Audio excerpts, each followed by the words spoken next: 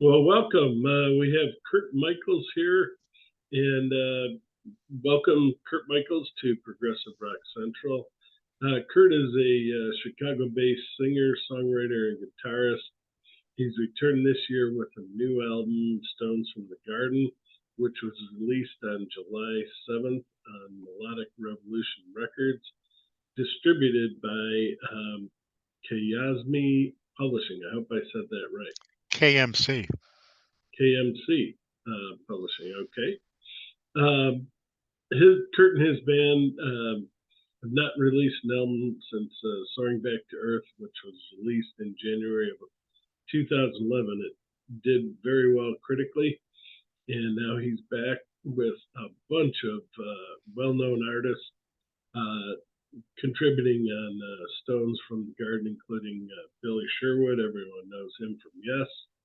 And the other big name that I do know is Amanda Lehman, who is a guitarist and singer and often performs with Steve Hackett. So he'll tell you about some of the other big artists, but welcome, Kurt.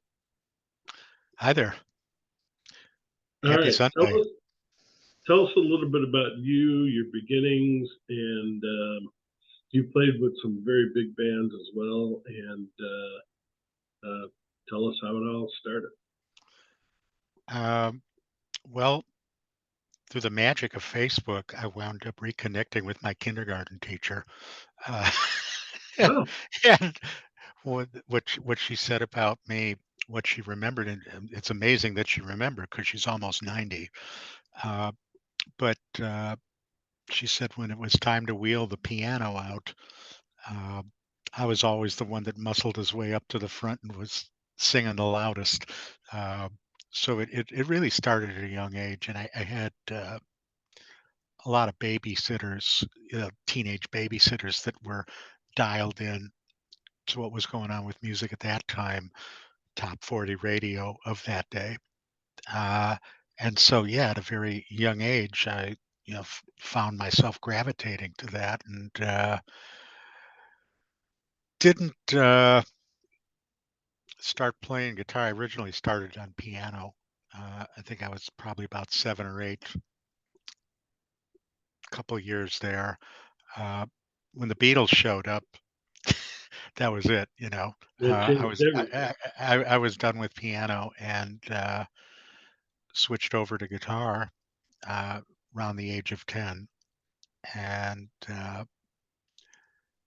probably first band, Kids on the Block, uh, was about 14 maybe with that. And we started playing in front of audiences, locally, in the neighborhood. There'd be like a Friday night thing at one of the local churches, and it was like an open stage, and so really,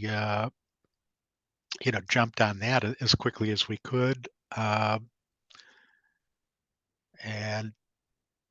over the teenage years. At first it was people in the neighborhood, and then the high school that I went to, for the most part, was in downtown Chicago, and all of a sudden I was meeting people from all over town and playing in little bands all over town, and that led to me ultimately, uh, 1975, uh, going on the road with a disco show band.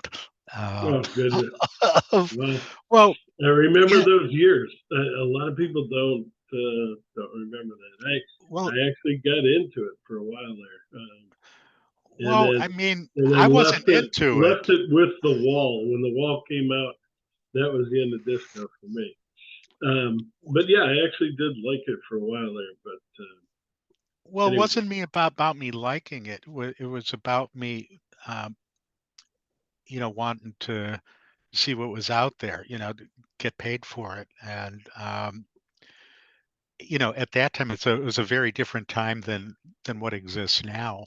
Uh, you know, every bar on the planet, there was one every 2 blocks, and they all had live entertainment, 5 or 6 you know, sometimes 7 nights a week. That was a thing at that time. So there was a lot of work, and I was making what I thought was an adult wage, and I pretty much got to see the continent that way. All through Canada, got all through the states, including up to your state of Washington. I loved Washington. I almost decided to live there. I kind of chickened out because I didn't think there was enough there for me uh, business wise at that time to make a living. But Then so along came grunge.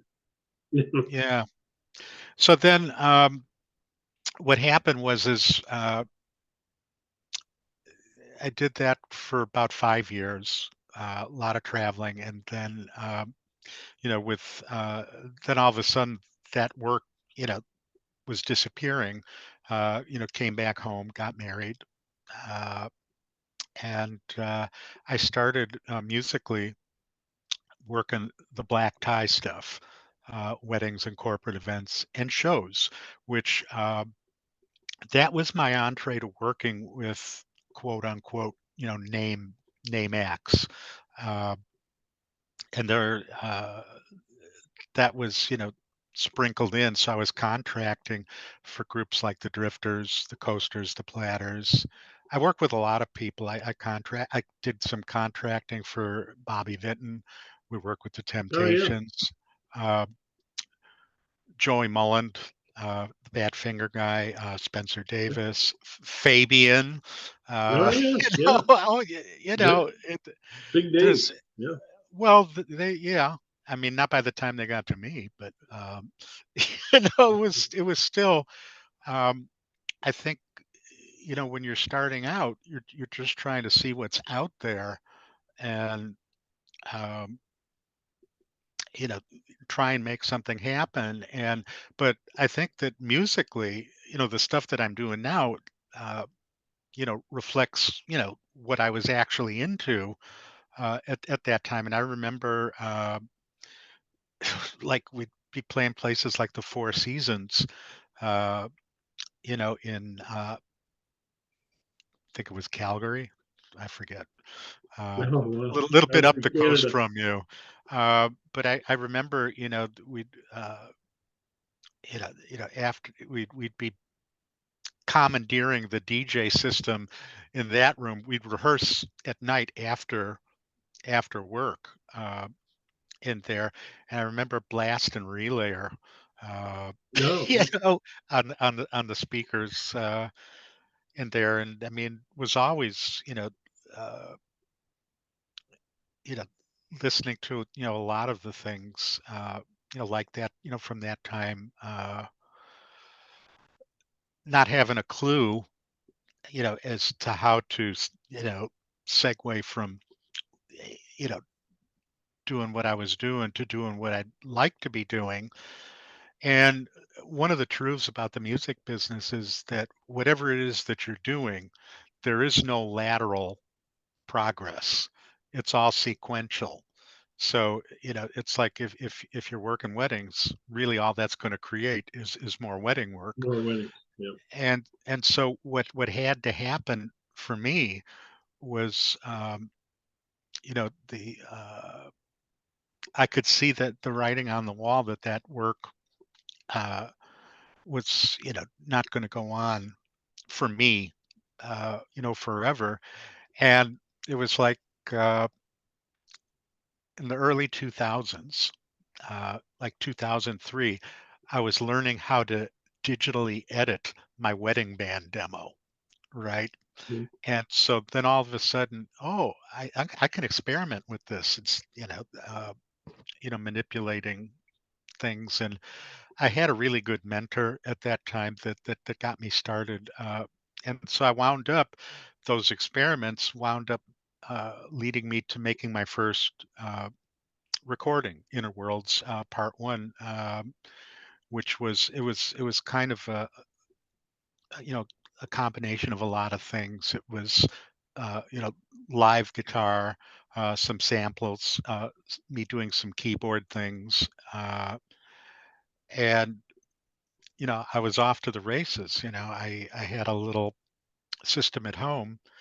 Um, Now the problem with that was that, you know, I couldn't I couldn't recreate the album live. So I Mm. had to, think outside the box. What can I do, uh, to bring that spirit, into a live setting? And it probably took me about 6 months, to put together a little rig.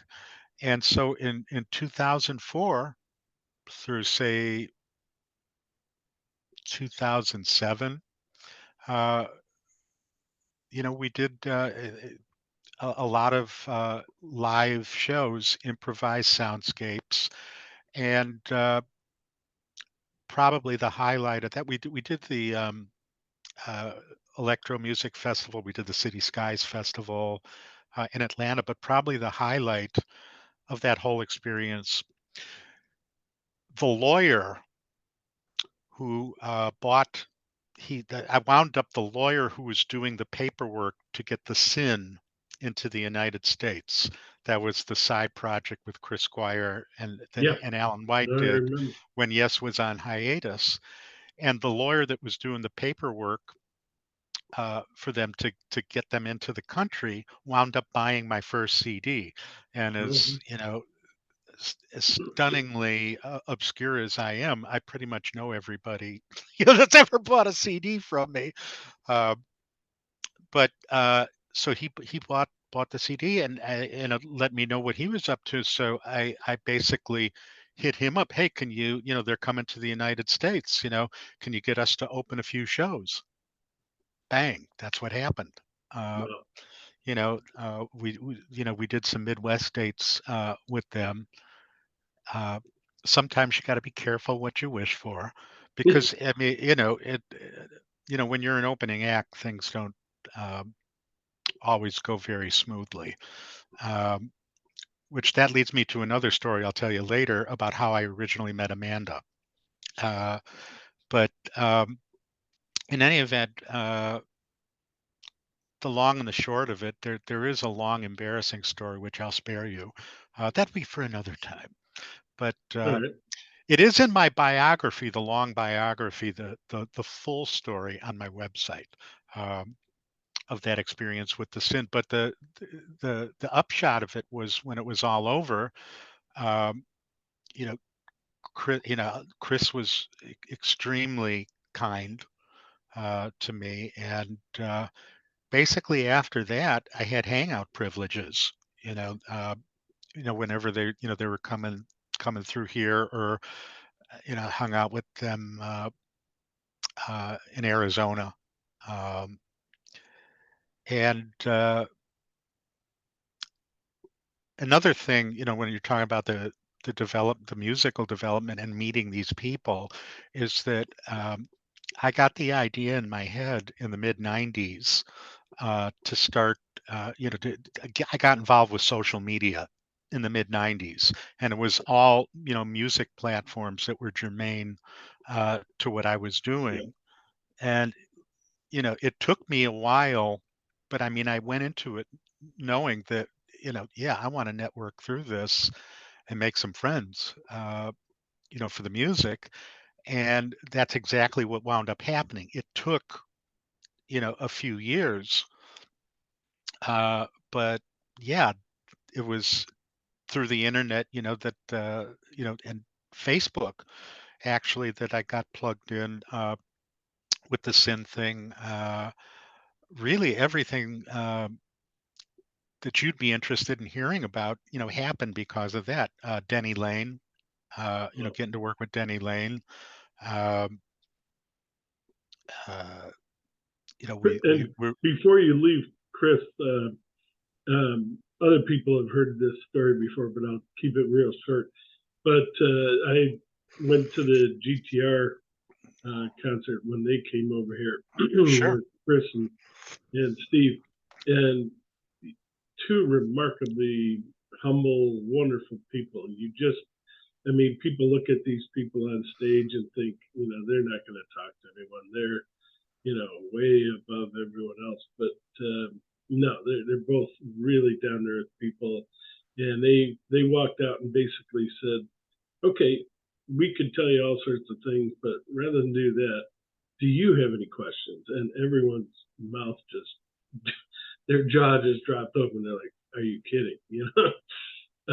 So just yeah, both of them are wonderful people, but yeah, it's I appreciate you building on that because they are.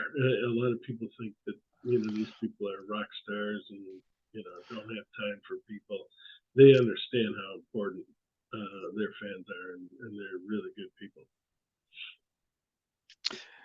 Yeah, well, I think the Yes thing was always a big deal to me.